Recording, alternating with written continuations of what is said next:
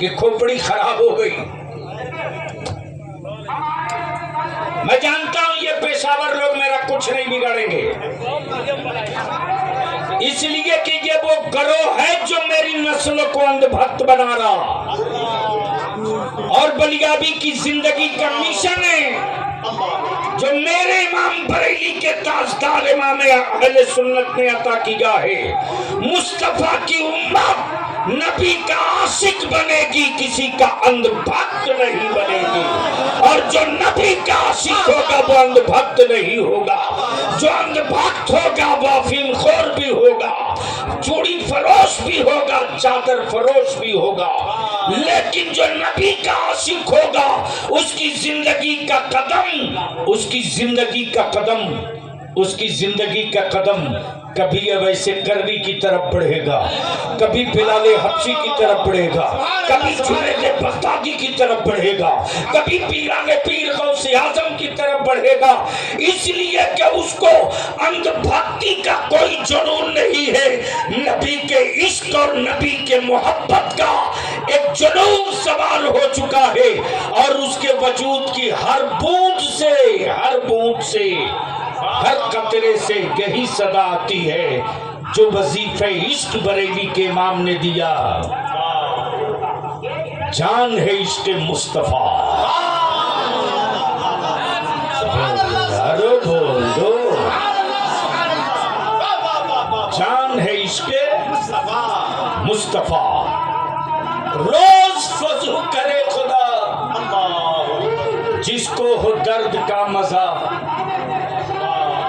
नाज़े दवा उठाए क्यों। अब यहाँ रुक कर एक बात अर्ज कर दूं,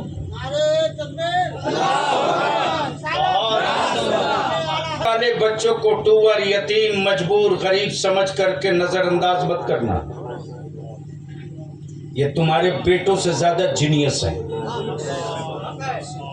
तुम हॉर्लिक्स पिला करके 30 पारा नहीं याद करा सके,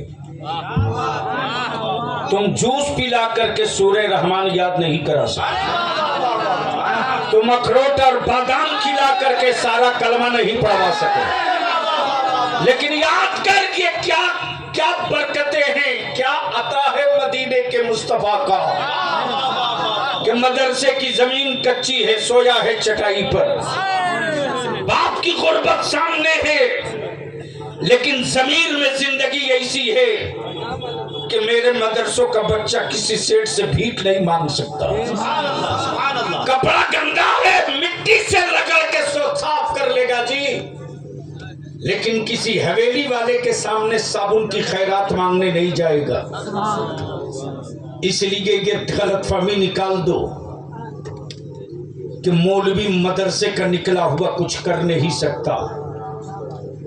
जब ये मुठिया के चावल का भात और पतली दाल खाकर 30 पारा हिफ्ज कर सकता है, तो याद रखो थोड़ा सा दिमाग लगा दे तो ये कुछ भी कर सकता है। नारे तकबीर, नारे रिसालत, जामिया तेगे गुलशने रज़ा, सरज़मीने पचतई, जिंदाबाद जिंदाबाद। क्या रोता है मुसलमान भिखमंगों की तरह साहब, क्या गजब है। ये हिफाजत की ताबीज मांग रहे हैं, वो भी उनसे जो खुद ही गैर महफूज है।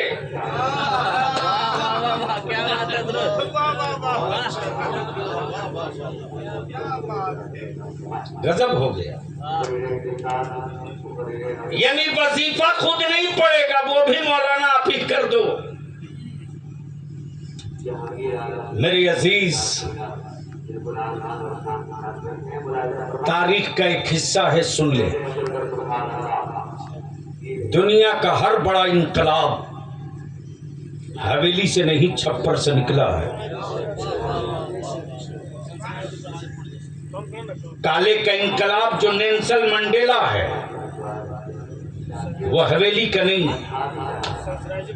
छप्पर का है।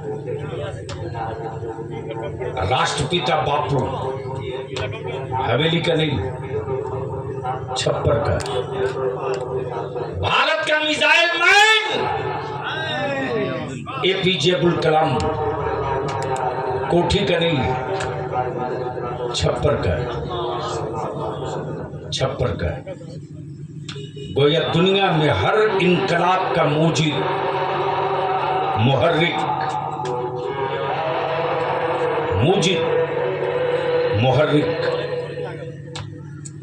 गरीब की झोपड़ी से निकला, और आज उसी गरीब की छप्पर से निकले हुए कुछ बच्चे हैं जो सीमेंट की बोरी पीठ पे उठाए, अपने पैरों के छाले किसी को नहीं दिखाया, दामन फैला के भीख मांगा,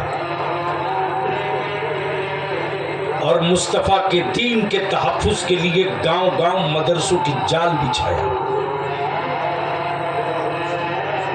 अरे जिस काम को अपने बाप का जनाजा पढ़ने की दुआ याद ना हो, वो काम भी अगर आलिमों पर की खिल्ली उड़ावे, क्या गजब है साहब। आज बहुत भारी मन से मैं आपके गांव से जा रहा हूं। मौलाना आपने मेरे साथ अच्छा नहीं किया,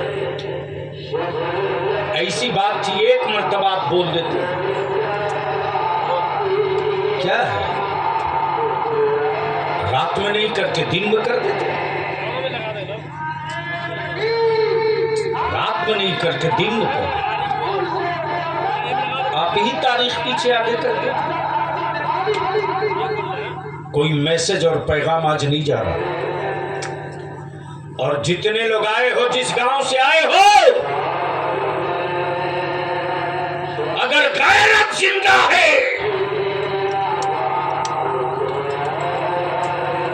और इस्लाम के लुकमे की कोई रोटी खाए हो, रोटी का कोई लुकमा खाए हो,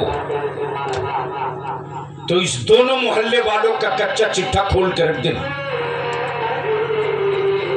कि जहां दीन और शरीयत और मिल्लत के लिए कोई कंपटीशन नहीं होता है, मोच की कंपटीशन होती। ये इतना पैसा, ये इतना खर्च, ये इतनी लाइट, ये इतने उलमा, ये, और सबसे बड़ी बात ये इतना कीमती वक्त।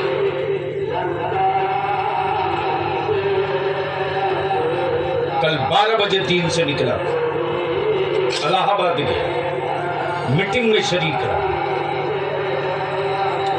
ढेर पर खड़ा है, ढेर पर मेरा बच्चा ढेर पर खड़ा, ढेर पर। और कैसे बिहार को बचाया जा रहा है, बोल दूं तो आग लग जाएगी, आग। तारे दिखेंगे दिन में, तारे।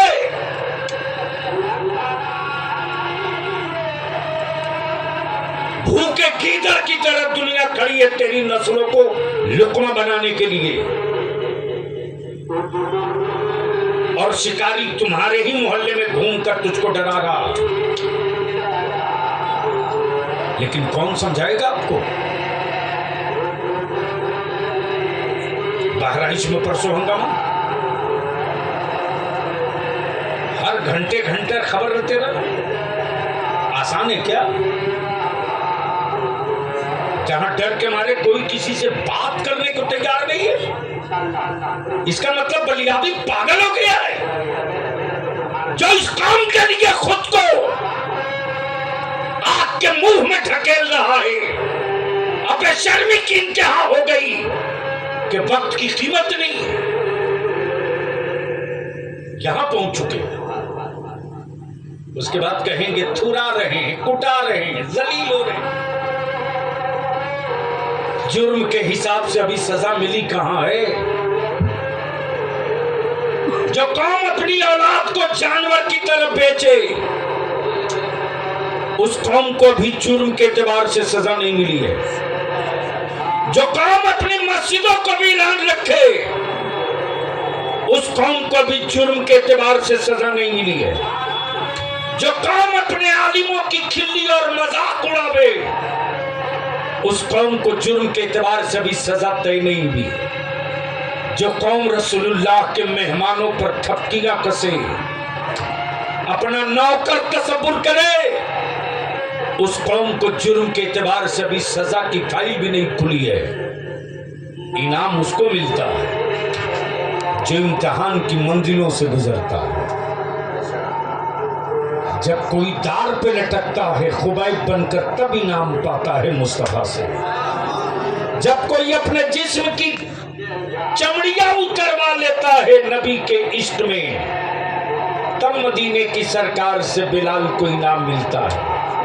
जब कोई पूरा कुंबा घराना खानदान कटा देता है करबला में, तब उसको इनाम मिलता है मेरे परवरदिगार के महबूब की अता से। इसलिए यहां मैदान में उतरे बगैर इनाम चाहिए। नमाज पढ़ेंगे नहीं, इनाम चाहिए। बहू चाहिए अंग्रेजी बोलने वाली, हिफाजत की ताबीज मौलाना दो। बाप की प्रॉपर्टी तुम जोतो, बाप का बैलेंस तुम खाओ, और जाकनी के वक्त सूरह यासीन मौलाना पढ़े। अब तो हाल उसका ये हो गया मौलाना महबूब गौहर साहब कि पहले हम लोग बचपना जब हम लोगों का था, छोटे थे तो हम लोग पारा तहसीलने जाते थे। पता नहीं ये रिवाज बचा है कि खत्म हो गया। खत्म हो गया। जाहिर सी बात है अंग्रेजी वाली बहू आएगी तो वो कुरान का